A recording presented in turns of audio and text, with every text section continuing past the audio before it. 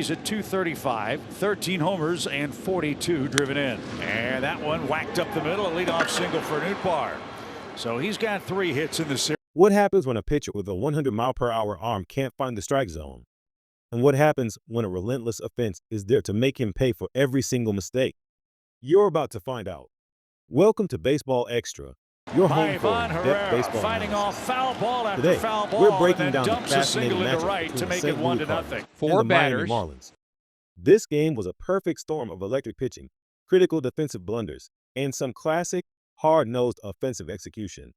We're going to dive deep into how the Cardinals dismantled the Marlins starter, Edward Cabrera, and why his high-octane stuff wasn't enough.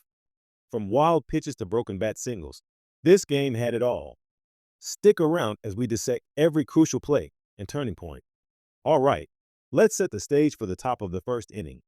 On the mound for the Marlins is Edward Cabrera, and if you're a fan of pure, raw stuff, this is your guy. This is his 22nd start of the year, a new career high for him, and he's also logged a career high in innings pitched.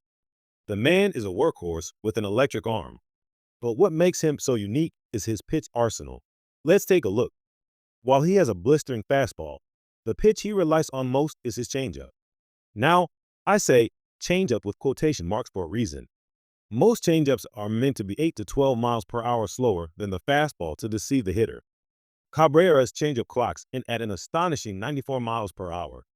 That's a fastball for about 95% of other pitchers in the league. It's a devastating pitch when it's on, but that velocity makes it incredibly difficult to command.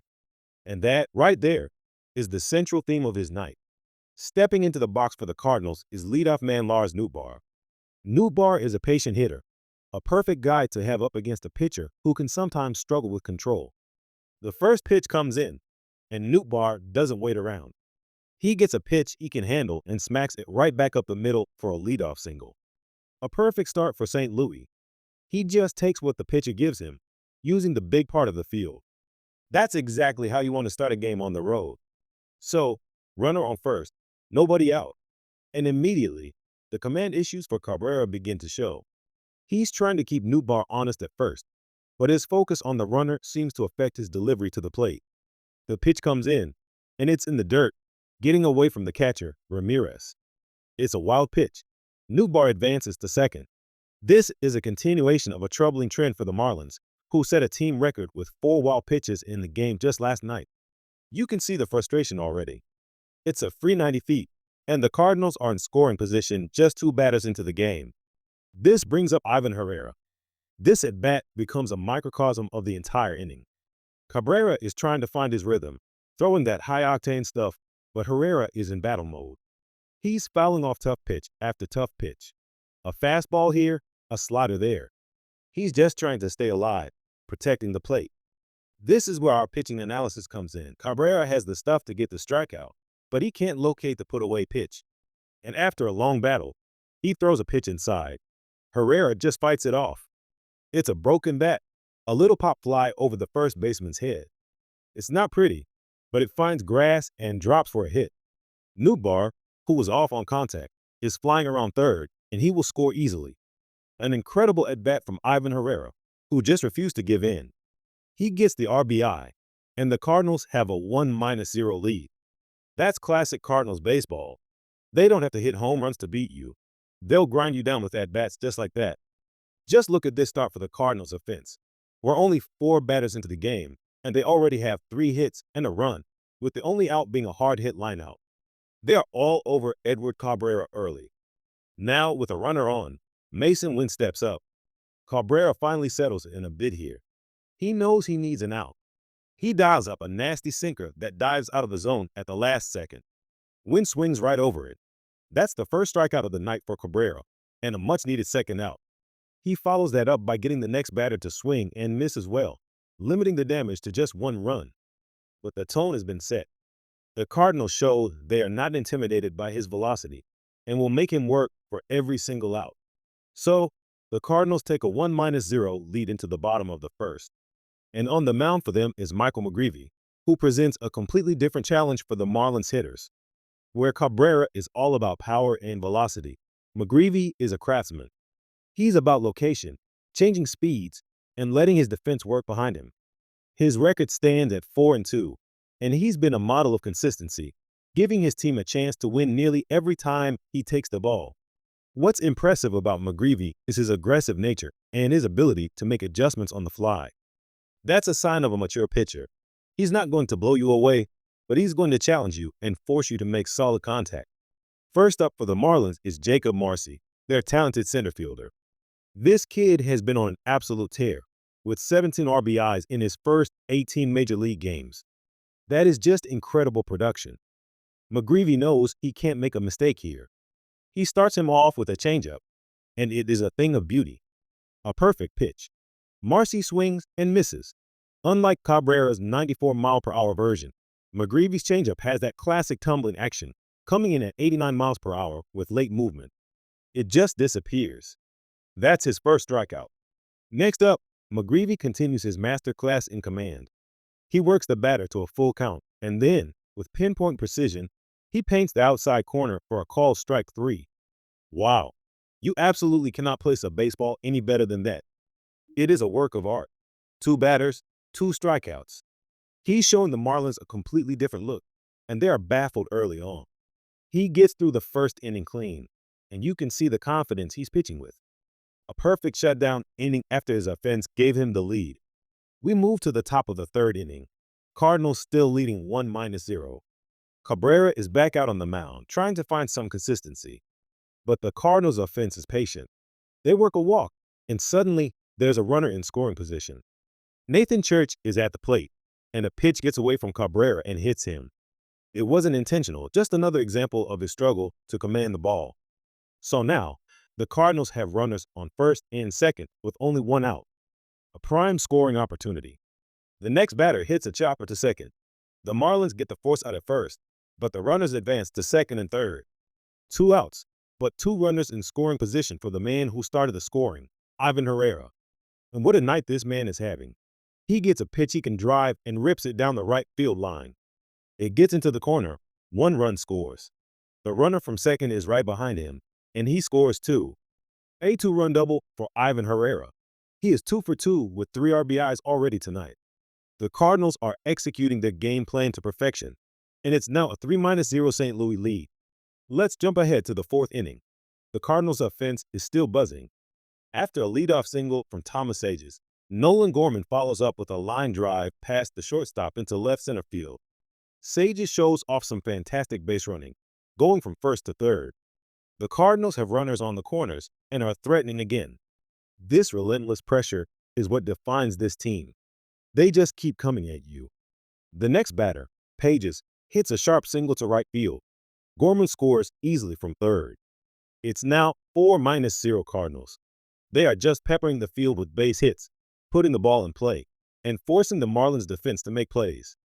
It is a fantastic display of offensive execution and a key part of these MLB highlights. Down 4-0 in the bottom of the 4th, the Marlins desperately need to get something going against Michael McGreevy. Xavier Edwards leads off and hits a hot shot towards shortstop. Mason Winnett short bobbles it for a moment. It's a tough play. That ball had some serious spin on it, and they're going to rule that an infield single. The leadoff man is on for the Marlins. And that brings up the dangerous rookie, Jacob Marcy. With a man on, Marcy steps in and absolutely crushes a ball to deep left field. The left fielder is going back. He's looking up. It's over his head, and one hops off the wall. Edwards was running on the pitch, and he scores easily from first. Marcy is chugging around second, and he's going for third. He slides in safely with an RBI triple.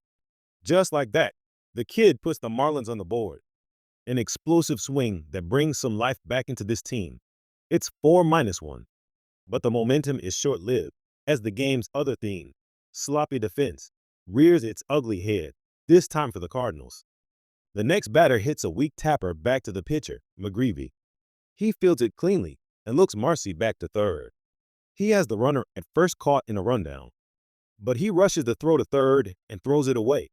A costly error. Marcy scores on the throwing error. Oh, that is just maddening. McGreevy made the perfect pitch, induced a weak contact, and then an unforced error leads to another run.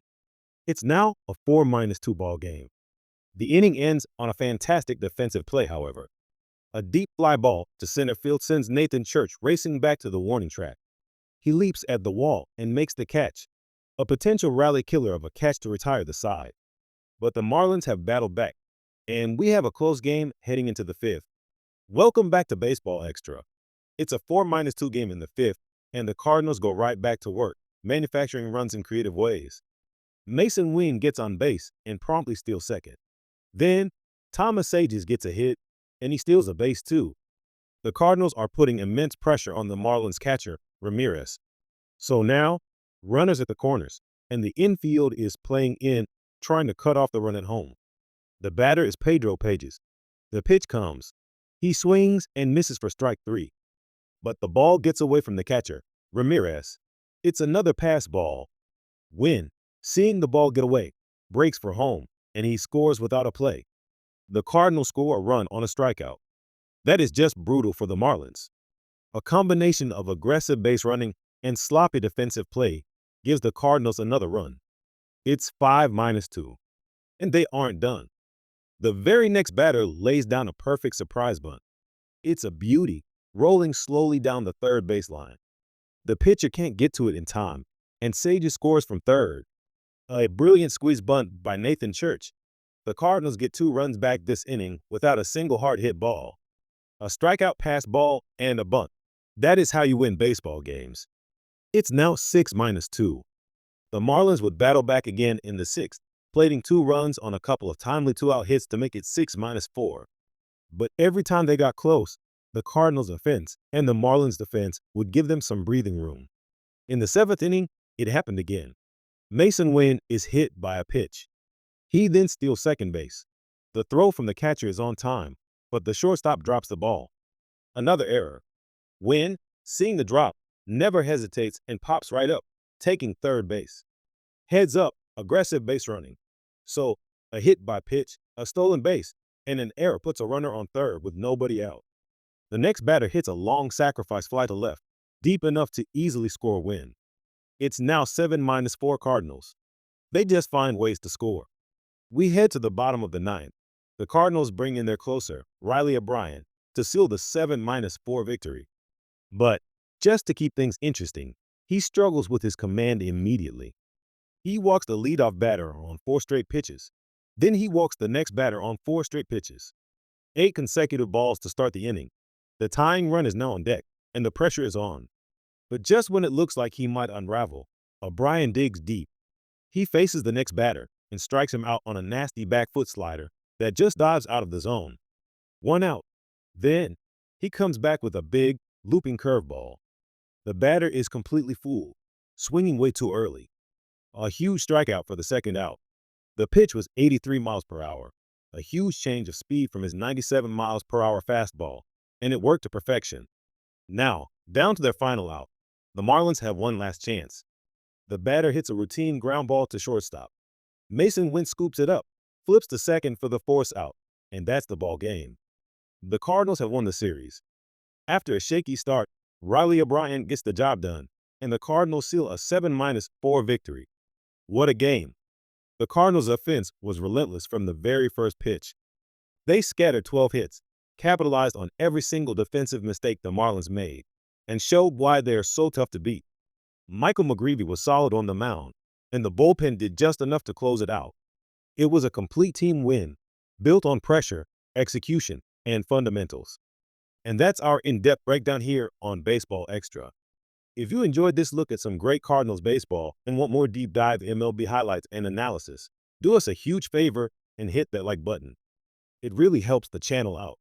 And of course, don't forget to subscribe and turn on notifications so you never miss another video from us. We appreciate you spending your time with us. Thanks for watching, and we'll see you at the next game.